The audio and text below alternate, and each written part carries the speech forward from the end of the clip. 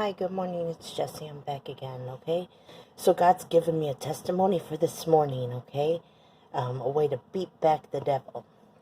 And it starts a little by explaining to you how David said, train my fingers for war, Train him on how to fight, right? He asked God to train him. And there's a way that God trains you up from the time that you're small. And it seems like it's this horrible thing. It seems like great affliction, but really this is the place where God is introducing you to your enemy. He's giving you exposure to everything that you're going to face later on, right? Later on when it comes to slaying the real enemy, right? So when I tell you about my brother, you have to understand, my brother did horrible things. But I have love for my brother, so we're not going to kill him, right? We're not going to kill this snake, right? But we're going to see what God wanted us to learn from him instead.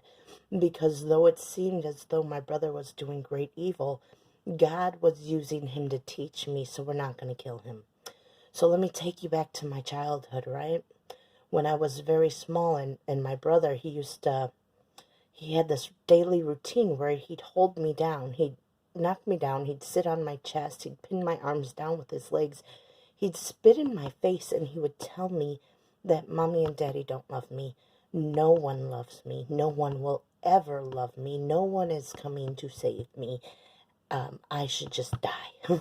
This was like my brother's daily routine, right? He didn't tell me I should just die. He just told me that, no one's ever going to love me. Everyone's always going to hate me. Um, and when you're a little kid, 5, 6, 7, 8 years old, going through this stuff on a daily basis, when this is your brother's daily routine for you, it does something to you. It shrinks you in ways that people aren't meant to be shrunk.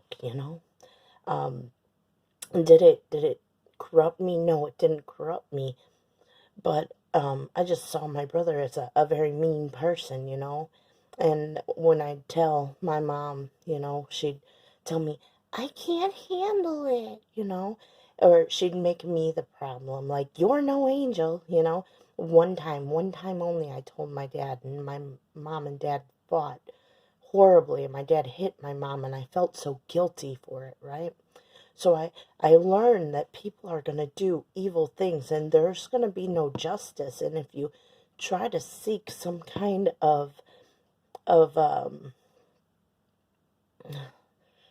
kind of way of making it stop, some kind of way of making things better through other people, you're going to fail and cause more problems, right? And not only that, my brother, what he taught me, you know, um, I was a little girl sitting on the stairs one day, and I was out of sight of the living room. Our stairs were against the wall, and there was like a place at the top of the stairs that was out of sight from the living room. And I overheard my brother talking to my other brothers, telling them that I was evil, that I was diabolical, that I was vindictive. And I was so young I didn't even know what these words meant, but I knew that they were bad. And me being the child, me being the good person that I was, I didn't recognize what my brother was doing at that time. I just considered to myself, what have I done? You know, why would he say such horrible things about me? What did I do? And I kept trying to be better and trying to be good. And there's no such thing as good enough, because what he was doing back then was he was ruining my reputation to make sure that I would have no help. So when my mom reacted the way that she did, I can't handle this. You're no angel. She was actually spouting off the stuff that my brother had told to her in private before I would come running to tell her. So he had already grabbed hold of the narrative. He had already taken control of the narrative and made everything my fault and made it look like I was accusing him falsely, or I was,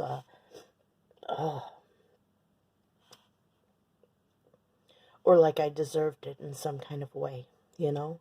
Um, this little scenario from when I was a kid was to teach me about the world. And though I didn't understand it back then, though it broke me in pieces back then, right now I'm not so broke because I understand, and I can have love for my brother and understanding that God uses people in this way, and I can find forgiveness for my brother in this, right? Because if you look at the world today, when somebody does somebody wrong, what's their main defense, right? Their main defense is to ruin the reputation of the person that they've harmed, which is why we had this Me Too campaign where girls would go out naked and say, like, I'm still not asking for it. There's nothing I could do that would demand being raped, you know? My brother was teaching me the way of the world from childhood. Now, mind you, he was only like 10 years old. 10 years old, so it wasn't an order that was set within him. It was something that he was moved to reveal. You see, I understand that in this way, you know, that God was training me up to see what is happening now, you know. And if you try to fight against it, you're not going to win, because they've already got the narrative locked down. They've already got people in place and they're paralyzed. You go to people and you ask them for justice and they can't move. They can't move because they're too afraid to confront the one that's doing all the afflicting, you know. They're too afraid. Like, the world would end if they had to confront the evil in it, you know. They're too afraid to do anything about it, you know. They want to make it someone else's problem, or they want to act like there's no problem at all, that it's just all made up, or it's all because I'm diabolical, I'm vindictive, I'm evil, whatever. We've been through this scenario before. We went through it when I was a kid, you know. And maybe if I had conquered it when I was a kid, we wouldn't be facing the same thing right now out in the world, you know. Because back in the garden, where Adam and Eve, they only had one snake to deal with, right? And they couldn't subdue him, so everybody went into exile with them, right? So way back when I just had like one snake to deal with, I couldn't subdue him then. I was too young, I was too naive, I didn't know better, right? But there was this one time when justice came through. My brother, I heard screaming one day. I heard screaming of a child. And I went running because I knew that she was in pain, she was hurting. And my brother was in the room, standing there in his underwear, and the child was in her underwear underneath the bed, and he was dragging her out by her ankles with such force that she got rug burn on her face. Okay? And I ran to go call the police, but my brother, he knocked me down, and he says, it didn't happen, it's not what you're thinking. And he says, if I think that he's that person, he's going to kill himself, right? So I call the police anyways, but it does no good, because he gathers up all his kids and he moves down to Tennessee, you know. And while he's there, I'm praying to God. I'm saying, don't let him get away with this, right? Don't let him get away with this. And guess what God did? God afflicted him with boils. The worst case of boils you ever want to see. He even had boils on his willy, and not just him, his girlfriend too, you know. They got afflicted with boils. When I prayed to God, don't let him get away from it. So here's the deal, where the world is telling me it's just like when you were a kid, Jesse. There's going to be no justice in the world. There's going to be no peace. They're going to run things. They're going to have their way. You're going to be condemned. It's the way it is. But here, you know, I still have a God, and I can pray to my God and have confidence that they're not going to get away with it, you know.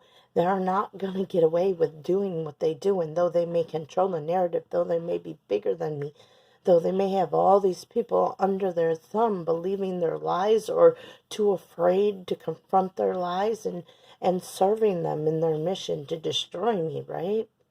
They may have all this, but I still have a God who, when I pray to him and I ask him, don't let them get away with this, I have confidence that my God will bring justice into the world, you know, Because why?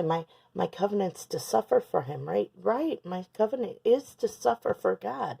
But that is not license for you to afflict me or license for you to get away with anything, Because even though I say my brother was, appointed to do these things to me, to train me up, God still, hit him up with some boils. God still blew the roof off his house the next time that I prayed, don't let him get away with this. He still made an accident that flipped him over and made my brother confused in his mind so he can't speak clearly. And yeah, he wants sympathy, so I heard about it, But no, God's not going to let you get away with it. When I pray to God, don't let him get away with this, and he comes back with this affliction, I see that God has moved. I see that God is still sovereign, So it's not my cause to go around the world and beat down everyone who came after me, Now y'all might be a little mad at me because you believe the lies. You might think that I am who they say I am, but I'm not who they say I am. I think they knew who I was before they attacked me. They've known who I was my whole life. Why? Why do I think this? Because the way we got a separation of church and state, right? We don't want people mixing the two. We want to dumb people down. So we want them to think that the nation is more important than the scripture. But what the scripture reveals is that the enemy uses the same tactics over and over again. And if you don't know scripture, you won't know what the enemy is doing. He's done this before, He has done this many times before. Every time somebody has came along who could topple this enemy has known. When Moses came up, I'm taking you back to Moses. They knew before he was born that he was going to be born and that he was going to, take them down. They knew, For those of you who believe in Jesus, they knew that he was going to be born before he was born, They use the same tactics. They call you a drunk. I'm not a drunk. I'm not even a drinker. Never been a real drinker, They call you all kinds of lies. Oh, she's crazy. Oh, ain't that the truth? You use the same thing because you can throw this accusation out there and it takes away from my credibility, but people don't understand that this is just a weapon of your warfare that you've been using for more than 2,000 years. However, I see you. I understand.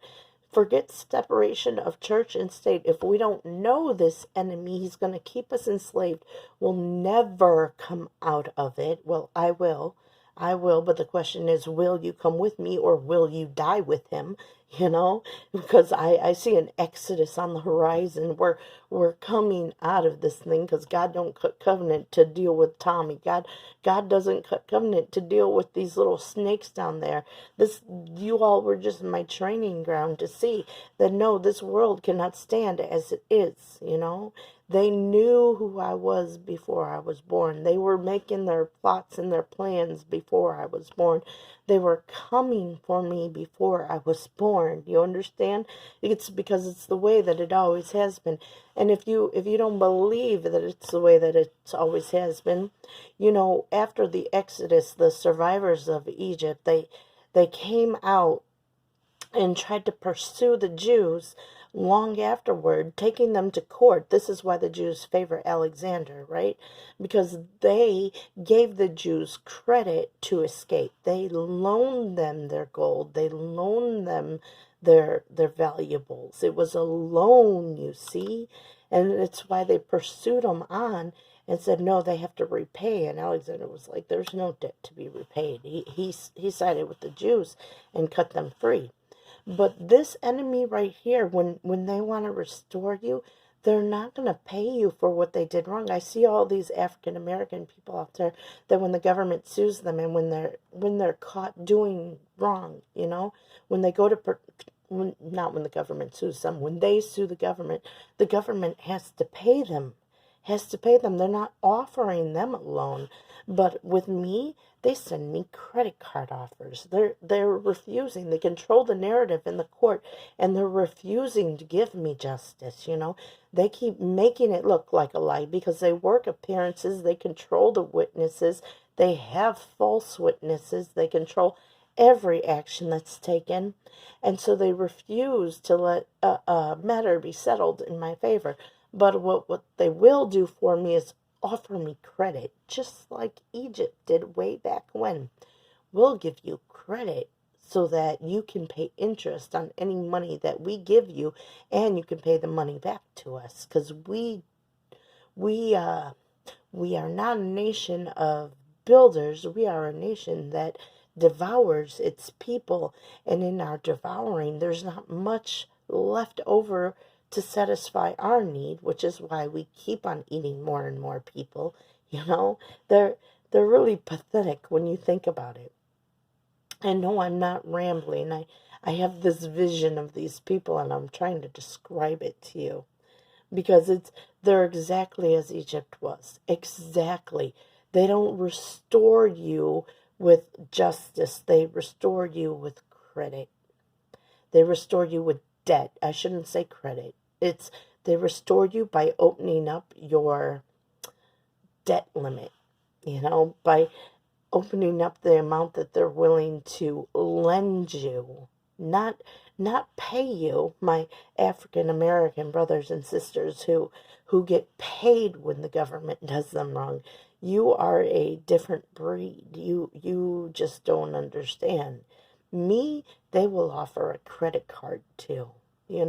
So who has it worse, right? Really? And I'm not playing a racial card here. I want you to understand this, that they don't restore people. And if they are restoring people, it's because they're afraid of the unity within the community, which they try to break up, by the way, but none of y'all put it together.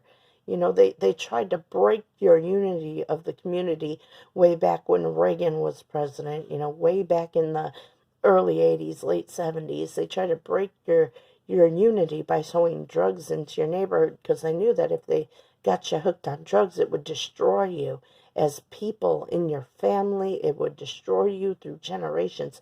They knew these things, but you know what? You're not challenging them on the big thing. You're only challenging them on these little things, where when they absolutely kill you, when there's absolutely no way around it, then they pay you. But wouldn't it be better if you challenged the policy and got them to change the way that they operate, not just for you, but for everybody? For everybody, because they don't just do the things that they do in your community. They don't just come out and harass you, misjudge you, make false accusations against you. They don't just do that to you. It is a standard procedure, and the only reason why they're paying you and not offering you credit is because of the unity in your community. So maybe what I'm trying to say is, if there was more unity in our community, we wouldn't be they wouldn't be messing with us the way that they do. They wouldn't be operating the way that they do. Only I can't unify my community, because the hierarchy of society is already set, and people already got their notions together. The houses are already divided. The rich think that the problem is the poor, that they're low class, that they have no standards, that you know they have all kinds of things that they say of people in lower class, right? That they're lazy, that they're slow, that they're stupid. But up here, they're educated to believe that the poor are lazy and slow and everything is their own fault. And down here, we're educated to believe that the wealthy are greedy, you know, that they take more than their fair share, that they stockpile wealth, that they don't care for the world at large, that they only care for themselves, they only care for their own, they only care for things that matter directly to them. They're completely against social welfare, even though they drive on streets that are paid for social welfare. There's a lot of division over here. And this division enables the enemy to come in and attack where he wants to attack. Like the enemy's been attacking way down low for a very long time. He sets us up real good. One of the things they accused me of was fraud, right? They didn't have any basis to accuse me for fraud until I moved in with my children's father after they got him a good job. They didn't have any basis. But once I moved in here, I let all my public benefits go. I did not apply for school lunches, and yet the school applied school lunches. My my kids' registration fees were paid in cash, paid with a check.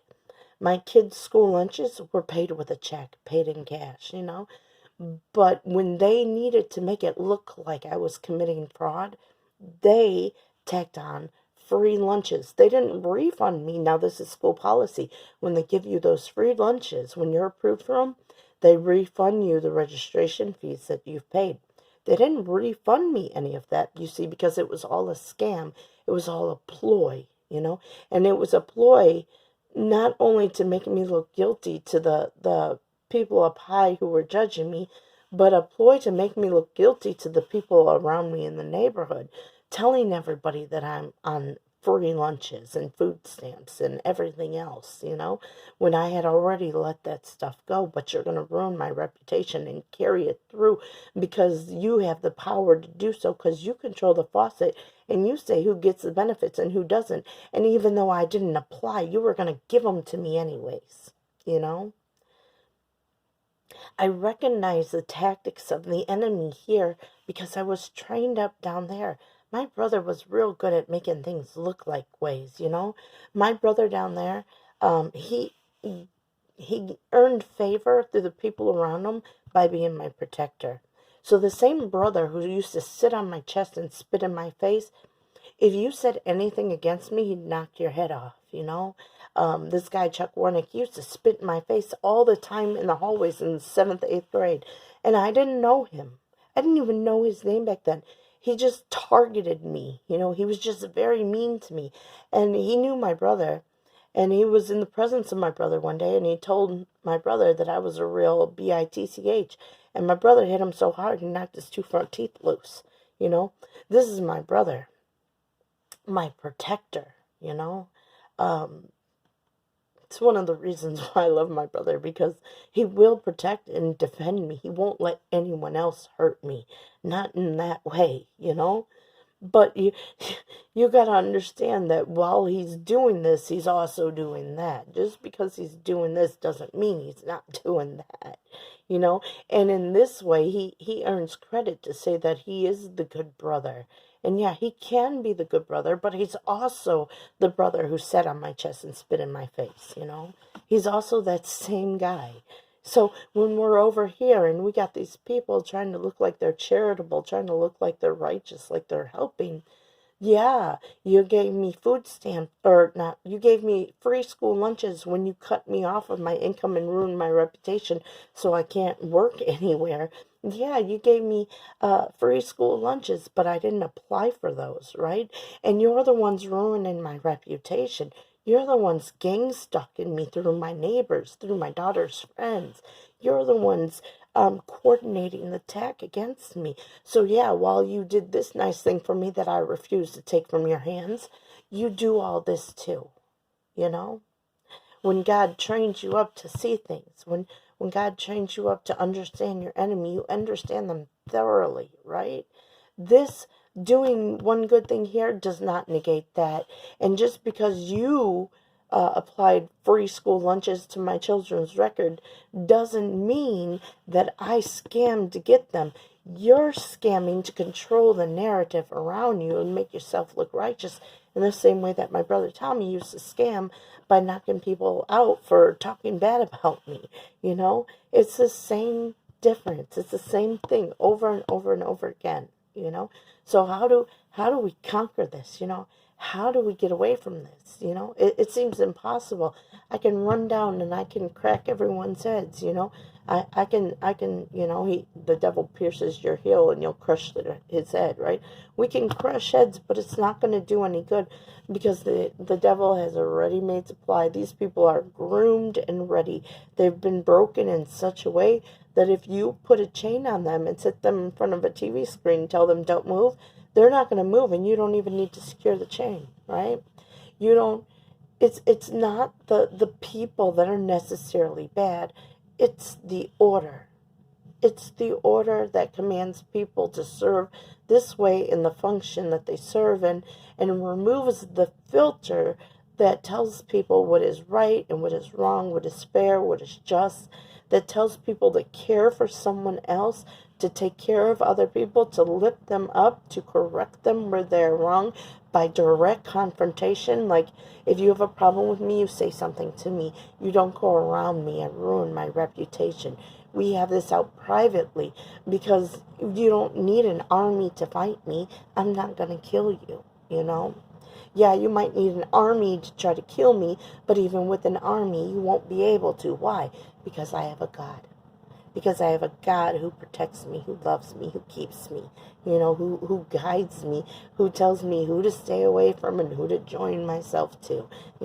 I have a God and I'm not afraid. You can have your armies and I will laugh at you. I will talk about your order and ask your army, do you enjoy being a Nazi? Because that is what you are when you serve these people. And though you don't have eyes to see it, this is what someone on the outside sees when they look at you.